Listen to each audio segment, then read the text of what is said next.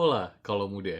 Em, ini adalah YouTube episode pertama saya. Perkenalkan, saya Dika Fernanda dan saya adalah corporate lawyer. Tentunya kita akan berbicara atau membahas tidak jauh dari yang namanya hukum, tetapi lebih kepada hukum investasi, eh, investasi itu sendiri tentunya, terutama di stock market atau pasar modal, dan kita akan berbicara juga mengenai bisnis dan korporasi. Nah, di episode pertama ini saya akan membahas mengenai hmm, investasi di pasar modal, specifically mengenai bandarmologi. Jadi kalau kita lihat banyak sekali YouTube channel atau hmm, apa ya, konten-konten dari beberapa YouTuber yang berbicara mengenai stock market atau investasi di pasar modal or investment in stock or shares, itu tidak jauh-jauh dari topik-topik yang terkait dengan bandarmologi. Nah, kalau kita ingin berbicara bandarmologi dari perspektif yang lain, nah kita akan membahas mengenai bandarmologi dari perspektif hukum. Oke. Okay? Hmm, Sebenarnya bandarmologi itu apa sih, teman-teman? Bisa dikaitkan sangat dekat sebenarnya dengan goreng-menggoreng saham. Nah, yang namanya bandar itu pasti identik dengan yang namanya perjudian gitu ya. Ada bandar, ada pemain gitu. Nah, bandar ini diibaratkan adalah orang yang menguasai atau host dari kegiatan perjudian gitu ya. Dan yang lain adalah korban or players yang ya, mencoba peruntungannya. Sebenarnya itu adalah suatu istilah yang salah. Kenapa? Karena tidak ada satupun di peraturan perundang-undangan terkait dengan korporasi atau di undang-undang perseroan terbatas maupun di undang-undang pasar modal itu yang menyatakan ada yang namanya istilah bandar.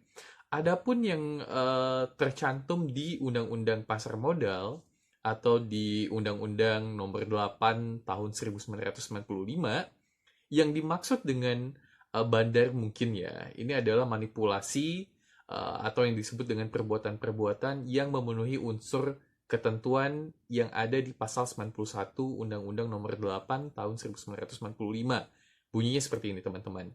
Setiap pihak dilarang melakukan tindakan baik secara langsung maupun tidak langsung dengan tujuan menciptakan gambaran semu atau menyesatkan mengenai kegiatan perdagangan, keadaan pasar, atau harga efek di bursa efek gitu. Nah, ini nih yang sering kita dengar dengan istilah, wah bandar lagi bermain nih, oke. Okay. Bandar lagi ngelepas barang nih gitu. Nah, itu tidak jauh dengan istilah yang namanya goreng-menggoreng saham atau unusual market activity. Nah, goreng-menggoreng saham sebenarnya juga tidak ada tuh di dalam peraturan perundang-undangan. Tapi it's commonly used oleh para ya YouTuber, kemudian orang-orang pemerhati Bursa Efek Indonesia atau saham gitu ya. Dan juga para pemain baik institutions atau investor retail seperti saya gitu ya. Anyway, um, bandar ini bukan stigma yang atau istilah yang baik ya teman-teman. Tentunya itu adalah perbuatan atau suatu tindakan yang dilarang oleh undang-undang. Dan itu juga dilarang tentunya oleh SRO, Self-Regulatory Organization, selaku penyedia pasar atau marketnya, yaitu Bursa Efek Indonesia. Dan juga tentunya oleh otoritas atau otoritas jasa keuangan sebagai pengawas gitu ya. Nah, kalaupun ada terindikasi ada yang namanya unusual market activity, Bursa Efek Indonesia dapat melakukan yang namanya freeze atau apa istilahnya, membekukan perdagangannya sementara waktu gitu sampai ada yang namanya keterbukaan informasi publik atau ya para investor terutama investor retail itu juga udah lebih make sense, perdagangannya juga lebih make sense gitu. Jadi Bursa Efek Indonesia tentunya akan mengambil satu tindakan tertentu terkait dengan unusual market activity, tentunya berlandaskan peraturan perundang-undangan, baik itu adalah peraturan yang dikeluarkan oleh Bursa Efek Indonesia maupun berdasarkan dari ketentuan undang-undang pasar modal itu sendiri, teman-teman. Jadi ya, if you wanna buy something, buy it cheaper. If you wanna buy it high, ya take the risk gitu. As simple as that. You don't have to, think about bandar menggerakkan saham, bandar lagi ngebuang barang gitu, istilah-istilah demikian. My advice is really simple.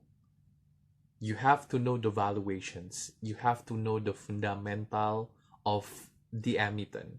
Before you buy it, you have to know every single things about the emittent or the shares that you're going to buy. Okay? Don't follow the crowd because crowds are blind. As simple as that gitu loh.